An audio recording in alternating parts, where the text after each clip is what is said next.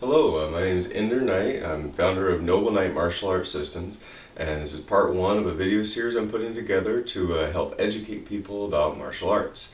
So first off, it's defining martial arts, because there is some confusion on this subject. Martial arts, quite simply, is the art of combat, or fighting. Now this can be from one-on-one fighting to mass warfare. There's a huge array of subjects that go into learning about martial arts. It's not just about memorizing a series of moves for a year or two and then getting a black belt from some guy who's a self-proclaimed master. It's really, it's about studying the human body for one thing. Fitness is involved, understanding what, your vital points, your softer points, and your harder points that you can use to strike with. It's about studying strategy. There's, all kinds of other stuff. There's physics involved. How, pounds of pressure is figured out on impact. How to avoid damage by reducing pounds of pressure. There's kinesiology and physiology, balance, gravity. Again, it's how the human body works. It's balance. There's how force is transferred into the body and how to maximize the amount of force on impact based on stance and movement of your opponent. Timing's involved. It's about developing your hand-eye coordination, hand-foot coordination.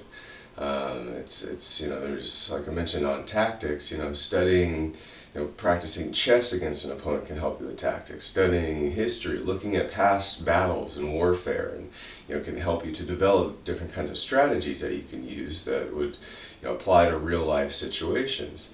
There's really a huge array of subjects that go into this. Martial arts is a lot more than just memorizing a series of maneuvers. Now, it's been proven over the years that the more effective martial arts are ones where you're actually practicing against an active mind. There's Brazilian Jiu-Jitsu, there's boxing, wrestling, judo. A lot of the more effective martial arts that have been proven more effective in competition, and all of them sort of have the same general training method where you're training with another human being and you're both actively working toward a goal of beating one another in one way or another. And now that's doing that in a safe manner is the key thing. You want to figure out ways, try to have an instructor involved where you can safely train with another human being without breaking bones or causing any sort of injury. Obviously breaking a partner is not going to be very conducive to long-term training. Now, part of that long-term training, it develops your neural pathways, which are connections between your brain and muscles, which are essentially how you develop your reflexes. So, watching a whole bunch of fights, watching a bunch of boxing and, ultimate fighting, mixed martial arts, stuff like that, you can sort of get down some basic ideas, but you're not actually going to develop the reflexes that you need to, employ in an actual fight in case it ever comes up. Now, martial arts is also, like I said, a very broad term. It's more than just unarmed combat. It's more than just one-on-one combat. If you look at statistics in an actual fight, it's usually 2, 3, even 4 fighting one person. One-on-one fights are actually pretty rare. The occasional bar brawl that'll happen, but for the most part, it's going to be 3 or 4 guys jumping you in a real-life fight. And having some sort of tactics on how to deal with that, having reflexes and physical conditioning to handle that, can increase the odds of escaping from that situation unharmed. And the main goal here, as far as self-defense goes, is getting out of the situation unharmed, doing the least amount of damage to the other person.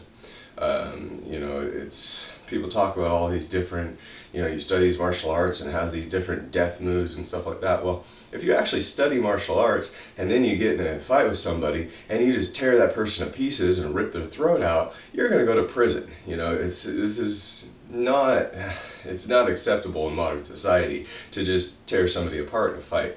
So you really do want to learn how to defend yourself using the least amount of force possible. And from personal experience, I can tell you harming another human being is not a good feeling.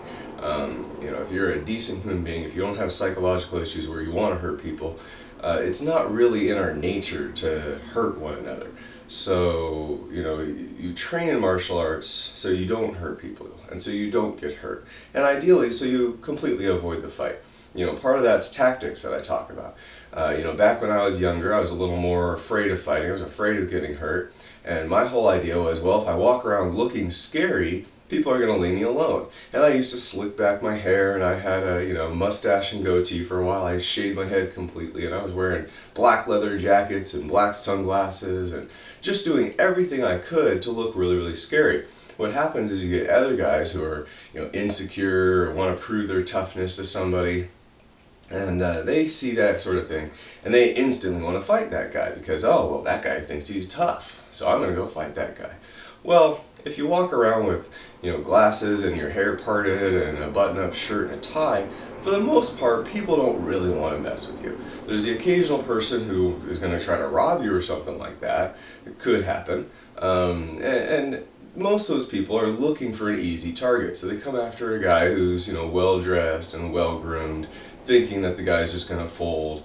And having that actual training will definitely surprise them, and often you can escape unharmed. So, as you can see, there's a lot to do with martial arts. It's more than just memorizing a series of moves. It's daily practice. It's studying of various tactics. There's a lot involved. And modern time in martial arts, to me, is pretty exciting because there's a lot of books on the subject. There's a lot of teachers of all these different styles. There's a lot of available tools for learning now. So that's all I'm trying to create right now, is another tool for people to learn from to hopefully avoid getting hurt in the future. Quick breakdown. That was just want to go over what martial arts is, explaining that it's much more than learning a series of moves. In fact, series of moves, katas, can be not so good when it comes down to real life situations.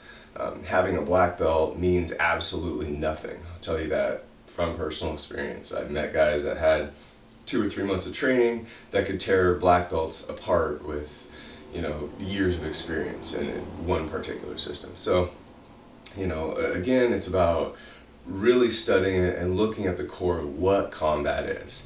And that's essentially what martial arts is. So, thank you very much, and till next time.